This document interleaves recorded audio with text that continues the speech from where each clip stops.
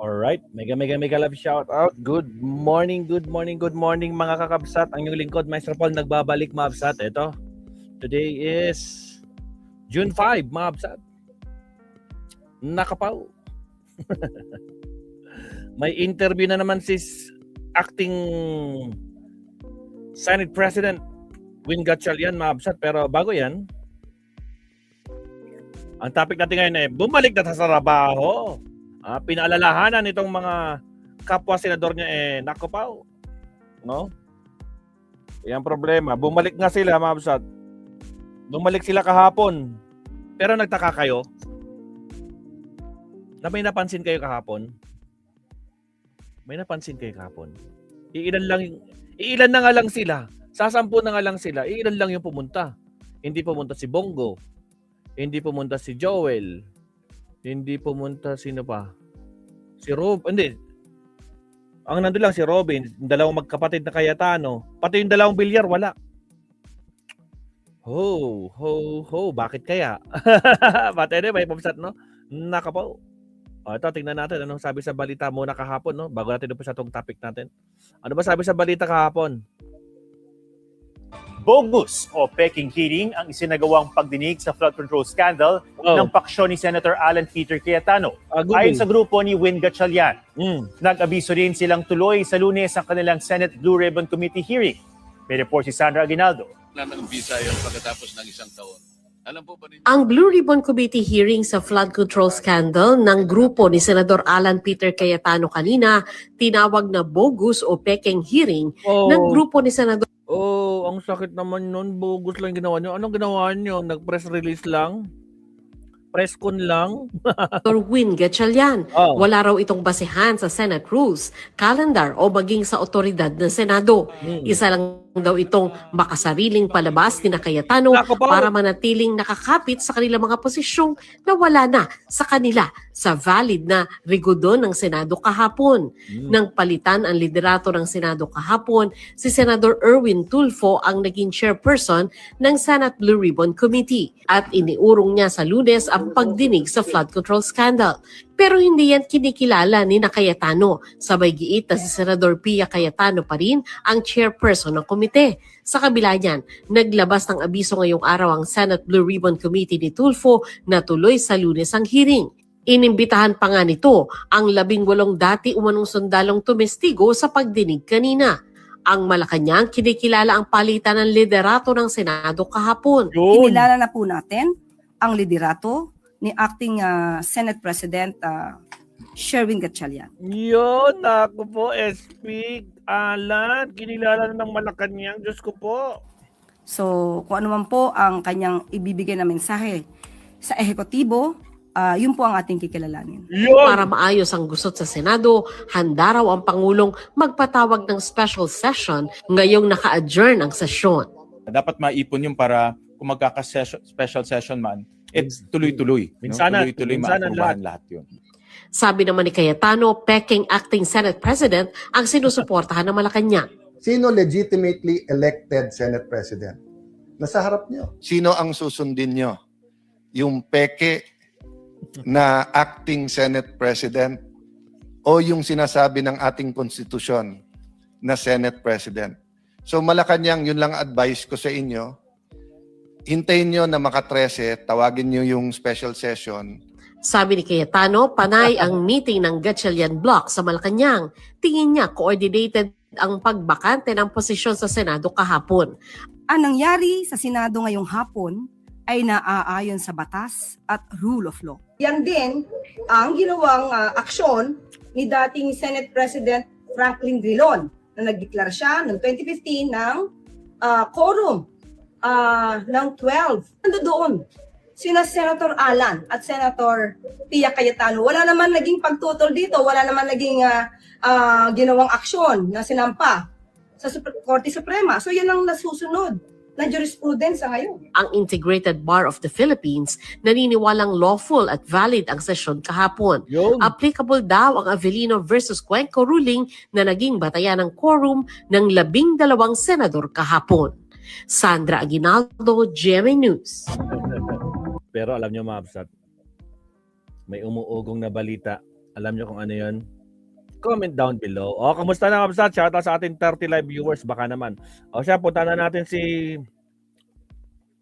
Win Gatchalian. Paramdam kayo sa chatbox natin. No? Mabsat, no? Shoutout sa 35. Huwag kalimutang mag-like and subscribe.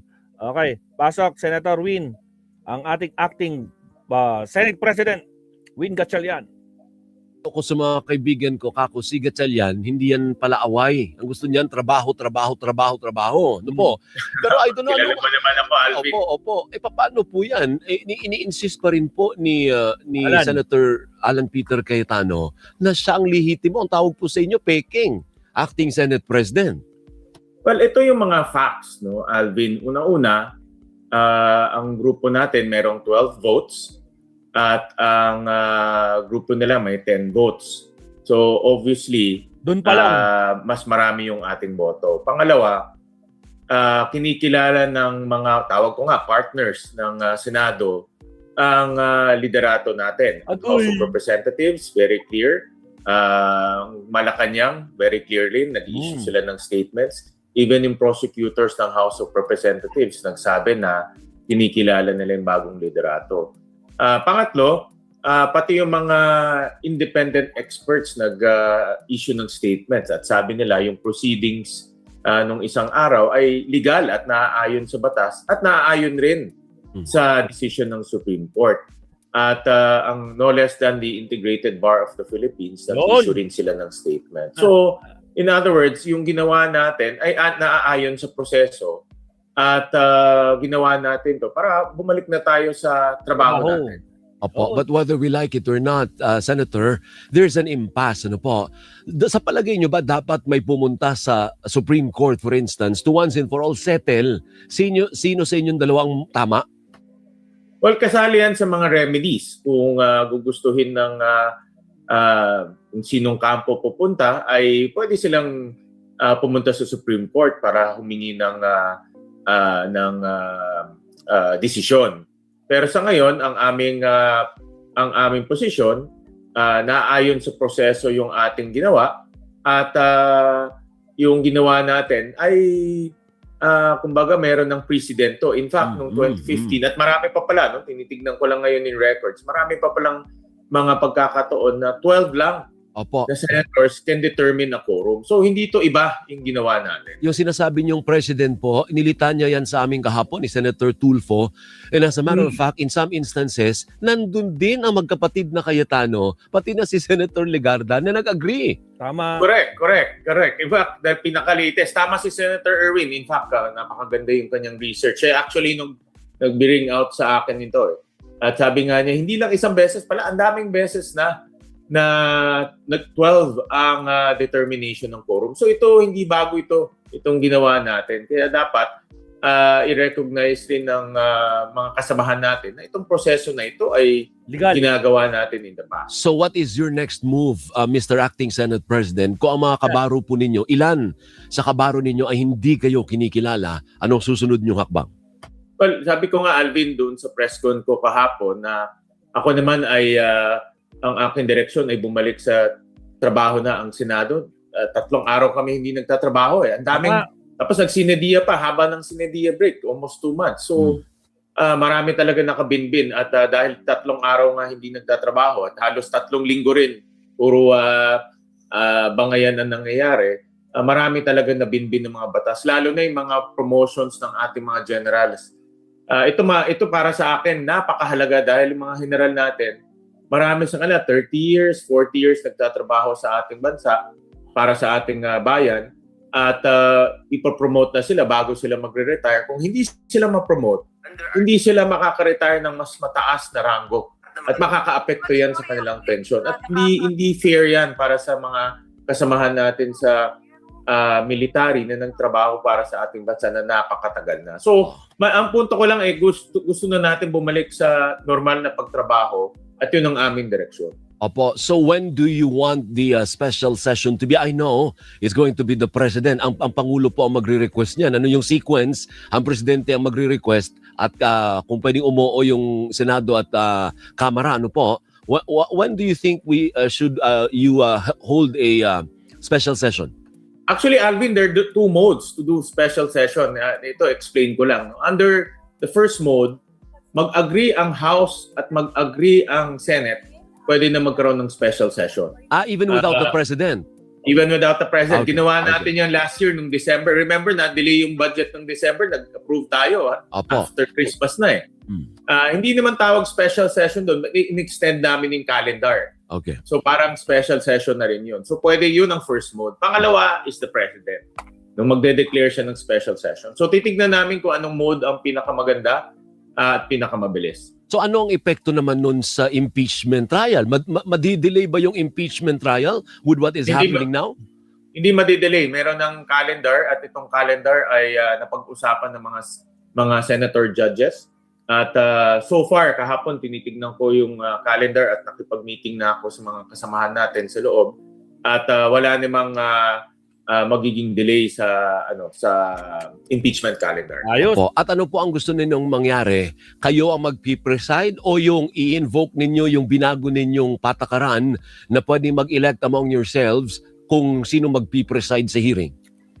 Sa ngayon, ang aming rules ay ang nakasaad sa rules natin ay yung Senate President ang presiding officer. Mm-hmm. But in this case, dahil ako ay tinalaga na acting Senate President, tayo ang magpe-preside. Pero papag-uusapan pa namin kung ano yung pinaka-best way forward. Ang important. Tragis, ang sakit ang loob talaga ni Cayetano dito, no? Ako ang magiging, sabi ni Win, ako ang magiging presiding officer sa impeachment. Tragis. Walang gumagawa. Paano ba naman? Hindi kasi recorded yung mga, hindi official yung mga pinagagawa ng mga to. Tingnan nyo, napansin nyo kahapon, walang live sa mga Facebook page at saka YouTube channel ng Senado, hindi kasama sa official record. Tragis. Ibig sabihin, lahat ng ginawa nila kahapon, basura. Tapos, basura na nga, bistado pa kung ano yung mga kapalpakan nila. Kaya nako po, malanagot sila sa Lunes. Diyos ko po, Rudy. Naman, ang gusto natin ay isang fair, maayos na impeachment trial at pag-uusapan niya ng Senado. Pero paano nga po yun pag kinuntes din? Sasabihin din ni Senator Alan Peter, hindi ako yung magpipreside. Di may kaguluhan na naman ulit kayo. Sabi ni Senator Loren kahapon, hindi ako nagre-resign, ako pa rin ang Senate President pro tempore. Kahapon doon sa proceedings, all seats vacant. Pag sinabi nating all seats vacant, from top to bottom 'yan. Aray. So ibig sabihin wala na yung mga dating hinalal na mga senators, chairman, even the members, vacant yun, no? Kasi pag sinabi all seats vacant, lahat. At nagtalaga nga ng mga bagong chairman at bagong officers. So in as far as you are concerned, wala na yun, tapos na yun. Tapos na yun, tama ka. As far as we are concerned, meron ng bagong chairman at may bagong officers na. Opo, paano po yan yung mga empleyado? Ang sabi kahapon ni Senator Alan Peter Cayetano, konsensya nyo na, sinong pipiliin nyo? Yung batay sa konstitusyon o batay sa kapangyarihan? Paano nalilitong mga empleyado? Anong advice ninyo sa Senate employees, Senator Gatchalian? I-clarify namin yan at bibigyan namin sila ng matibay na basis galing sa Civil Service Commission at itong mga dokumento na manggagaling sa Civil Service Commission ay kikilalanin yung bagong liderato sa ating pamumuno.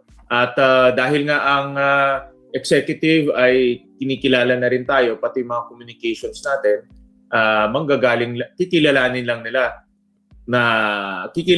lang nila yung bagong liderato pagdating sa mga communications and coordination. So, by that sense, magiging kampante na rin ang mga Senate employees natin. Aminado ako at naintindihan ko yung kanilang saloobin at naintindihan ko yung kanilang confusion, pero aayusin rin natin yan. Parang ang lumilitaw, and correct me if I'm wrong, Senator Sherwin, ang mangyayari ngayon is, kung gusto ni Senator Cayetano na humabol, o di humabol kayo, go to court if you want to question me, but ako ang otoridad ngayon dahil kami ang mas maraming bilang. Tama bang pagkakaintindi ko, Senator Sherwin?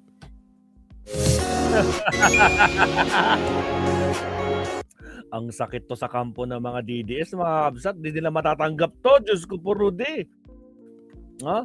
Tapos bigla baka malay natin mamaya biglang may lumipat ng kampo. Ay grabe, biglang may nag-announce. Ay Diyos ko po. Mas maraming bilang, yung proseso natin ay legal. Tayo ang kinikilala ng mga different branches of government. Partners. At ito yung mga basis, no? Even yung mga like I said, even yung mga independent legal experts sinasabi na walang problema sa proseso. And I also wonder paano po i-deal ni Senator Erwin Tulfo, 'di ba may hearing po sa Monday? Naku, isa din po siya sa pinangalanan kahapon, doon naman sa pinatawag naman na pagtitipon ng grupo ni Senator Alan Peter. Ikaw ang chairman ng Blue Ribbon, isa ka sa pinangalanan ng ex-Marines. Alvin, ito ka-clarify ko lang, no? Yung nangyari kahapon, hindi hearing yun, kundi gathering. Gathering! At aray ko po! Mintik, M. Jalilan, yung nangyari kahapon, hindi hearing, kundi gathering. Just, grabe. Inislade mo naman sila. Pak! Ay, grabe naman si SP. Acting SP. Grabe ka naman. Ba't ba nun acting? nangyari kahapon, hindi hearing yun, kundi gathering. At yun ay dahil senador yung mga kaharap at pinapayagan naman yung senador pumasok sa loob ng building, ay, of course, opisina nila yon, ay nakapasok sila sa loob ng building. Pero yung pagtitipon na yun, hindi yun hearing. Yun ay para sa akin isang gathering. At yung gaganapin na hearing on Monday, ayun ang official hearing na ang chairman ay si Senator Erwin Tulfo. Kung ano man yung sinabi nila kahapon, hindi official yun. Kung gusto nilang ulitin yun, di ulitin nila yun on Monday dahil invited naman yung 18 Marines on Monday. Yun! At dahil invited sila, sabihin nila ulit kung ano yung sabihin nila doon para maging official. Pero para sa akin, kung ano man yung sinabi nila kahapon, hindi official yun. Dahil yung mga sinasabi nila, pinipili rin nila eh. Hindi rin tama yun eh. No? Kung gusto nila magsabi ng totoo, dapat lahat-lahat at gawin sa official venue. Paano pinipili, Senator?